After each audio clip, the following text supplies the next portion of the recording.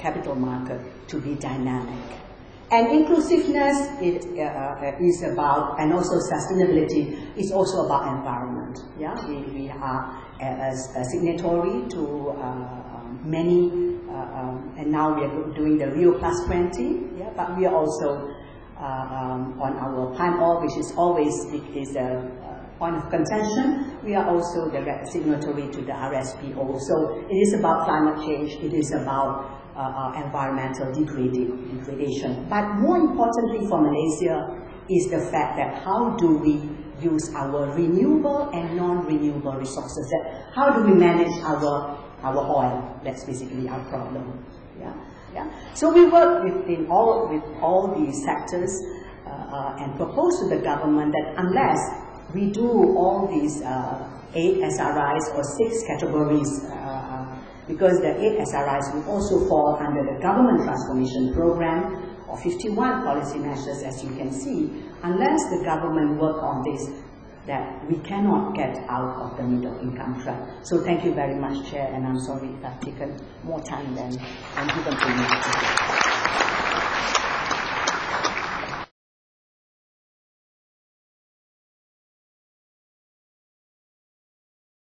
The logic of that is very clear, and that's the foundation, I believe, that the strategy orientation in Pakistan is based on as well. The cities provide 80% of the economic base. However, what we shouldn't forget is that there are also downsides to it, primarily on the environmental side. There is the issue of contamination of air, wastewater, and then there is the greenhouse gas emission issue. So while that economic potential is clear, at the same time there is a need to be careful about how to handle it. If we don't do that, then it is very clear that Asia's share in the greenhouse gas emission will dramatically increase, and that is quite a dangerous thing to do. I think the growth framework is a very good attempt to break new ground. It's innovative, it's daring, but it requires a lot of work for it to fall into place. Well, the main challenges, I think, are that one has to think out of the box, and one has to do that by bringing all the constituents on board. And that's not an easy task, because people are used to doing things the way they've always done it. And it seems that what the growth framework now suggests needs to be done is to try to move on and not be hampered by what was called somewhat facetiously institutional sclerosis anymore, and that new way should be found to deal with the issues, and thereby better harnessing the resources that exist in the country. When I say resources, I particularly mean human resources, because at the end of the day, nothing will work unless human resource capacities are devoted to what we all want to achieve. In Pakistan, I see two particular challenges that can and must be addressed. One is a recognition that the cities where all the economic activities, where all the creativity is, and where that needs to be reinforced, basically consists of two halves: the formal city and the informal city. The informal city needs to be recognized for what it is, not encroachments, but part of the city where people live, work, and create. And the challenge, therefore, is how to bring that informal part of the city into the overall growth framework, and make these people, predominant of which are poor, participate in the overall effort. One of the reasons why this is not working very well is that cities have often development strategies and plans, but somehow or other they are not connected to infrastructure investment programs and projects. They're not appropriately defined, they're not appropriately prioritized, and not appropriately prepared for financing. And again, this is a general finding throughout the region, and I'd like to believe that Pakistan is no exception. It's a particularly problem for the medium-sized cities. And let's not forget, we always talk about the metros and how, on the one hand, creative they are, and on the other hand, how problematic they are. But the latest UN statistics show that the most rapidly growing category of urban areas in the region and globally is actually the medium-sized cities category. So that deserves some attention. Why? Because the problems are serious, the potential is serious, and at the same time the capacity to deal with these issues on the part of local governments is extremely limited. So this is an area to be flagged. Next please. On top of that, it's very difficult to use the international financial institutions' standard feasibility studies to bridge this gap between planning and projects. The international institutions themselves are also not prepared or not capacitated to do this. So there was a need for an additional instrument, and that led to the establishment of the Cities Development Initiative for Asia. So what we're doing is we're assisting the medium-sized cities in the region to bridge that gap. Thanks. So, we particularly focus on the following areas: urban environmental improvement, urban poverty reduction, climate change mitigation, adaptation, improved governance. And we do that in partnership between the Asian Development Bank, my German government, Swedish SIDA, the government of Austria, and one of our most recent members is the Shanghai municipal government that supports us financially in our work in China. Go on.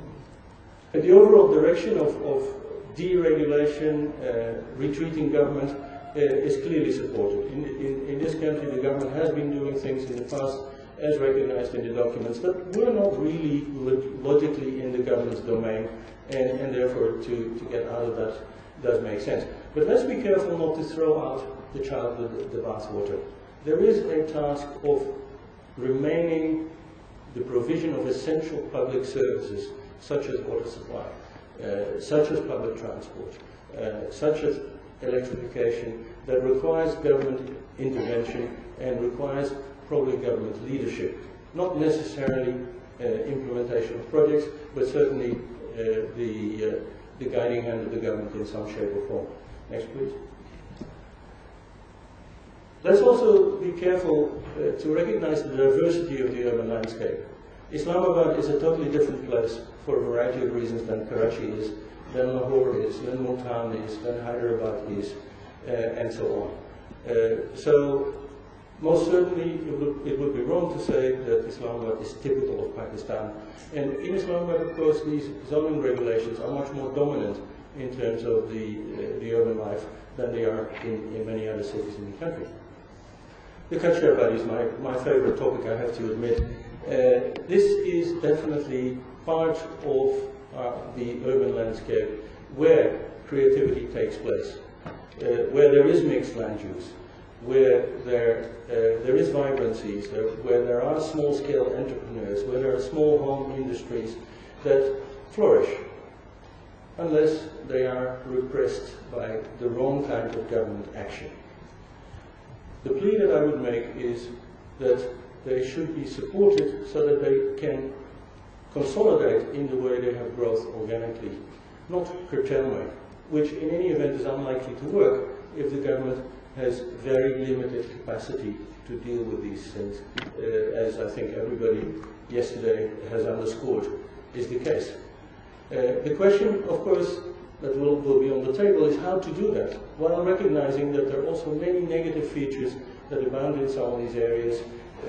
Criminalization has been mentioned a number of times yesterday and last night. In Karachi, this is an unfortunate fact of life. When I worked in the Kachabadis and Karachis in the 70s, that was much less the case. There was ethnic strife, but there was no jihadism at that time. There was no great amount of weapons imported in these areas. These days, we have to deal with the fallout of all of that, much of which is external to these areas.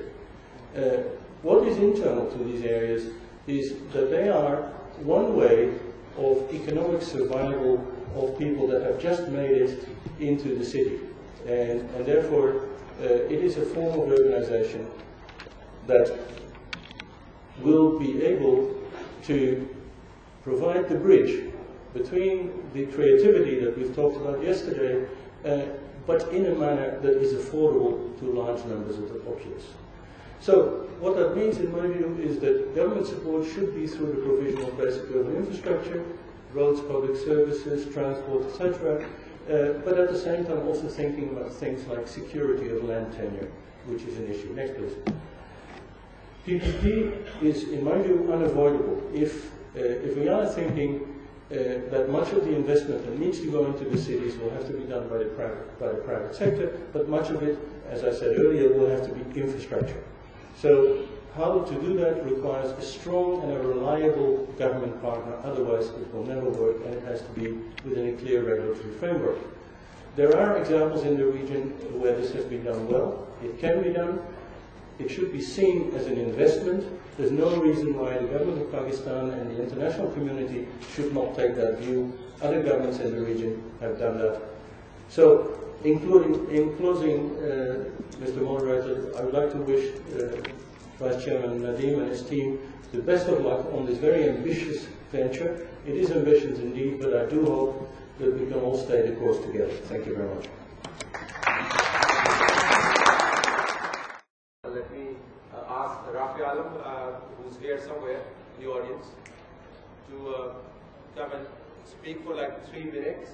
Basically, this opens up the floor for discussion. We already have a few questions, but let me hear you.